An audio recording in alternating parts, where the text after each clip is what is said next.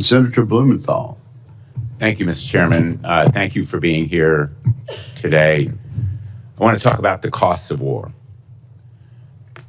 The costs of war include caring for our veterans. We've had an estimate from Mr. Hirsch yesterday that the cost to date in dollars for this war has been $25 billion, which I believe is well below the actual cost based on everything that I've heard, everything available to us in various kinds of settings, and I'm going to ask for a more accurate assessment.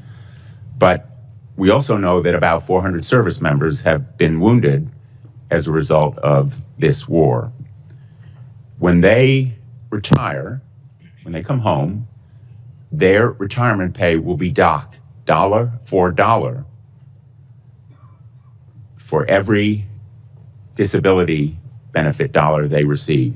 Secretary Hegseth, I'd like your commitment that you will support the Major Richard Starr Act that will eliminate this wounded warrior tax. I'm sure you're familiar with it. Tens of thousands of servicemen and women now are reduced in their retirement pay, literally for every dollar of disability benefits they receive. Well, I appreciate your focus on this issue, and I will tell you you mentioned roughly 400 that have been injured. Thankfully, over 90% are returned to duty.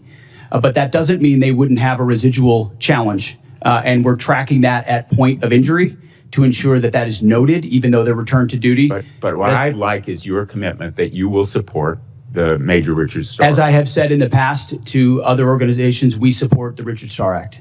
Thank you.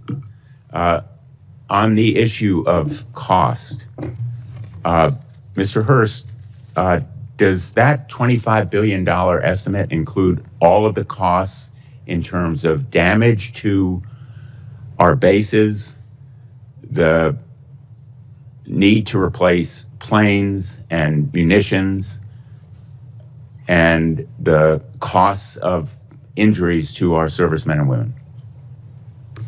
Senator, so for the Milcon facilities replacement cost, that's probably the hardest thing to estimate right now because we don't know what our future posture is going to be or the future construction of those bases. Well, you owe it to us. You're here to ask for appropriations. Of course. And I would like a more accurate estimate of what has been done that will require replacement and renovation, as well as the other costs. And I think $25 billion is probably less than half, maybe less than a quarter of the total cost of war, which is the reason why the supplemental request is much higher. So I think you owe it to the American people to give us the straight talk about what the costs have been. Mr. Secretary, I know you have characterized this war as an astonishing military success,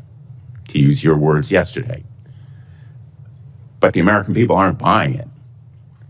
And I know you feel the American people are seeing through the abstruse stuff that is thrown at them, but one point is irrefutable, which is America never succeeds in war unless the American people are behind it.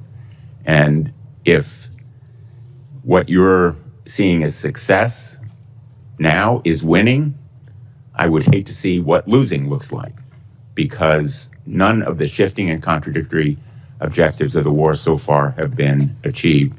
Likewise, let me ask you, yesterday, the president said that Ukraine has been, quote, militarily defeated. I assume you don't agree with that assessment. The negative nature in which you characterize the incredible and historic effort in Iran is part of the reason, Senator, why the American people view it the way they do. It's why I looked out at our press corps at the Pentagon and called them the Pharisees in the press. It's because they look for every problem. Well, I'm asking you about you look for Ukraine. every problem that exists, Ukraine and you has miss been militarily defeated.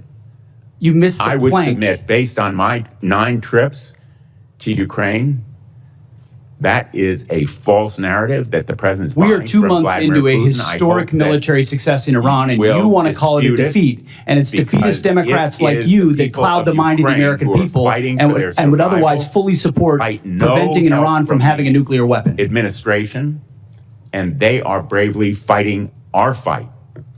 And that is the reason that I'm pursuing the Russian sanctions bill, which is bipartisan, along with Senator Graham, and why I hope we will recognize our obligation to release that $400 million. Thank you. We've appropriated. Thank you, Senator Blumenthal.